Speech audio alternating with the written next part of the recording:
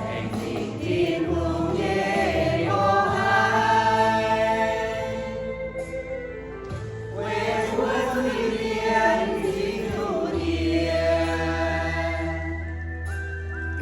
Điện Thảo Tam Nhiên Kết Thảo Tam Nhiên,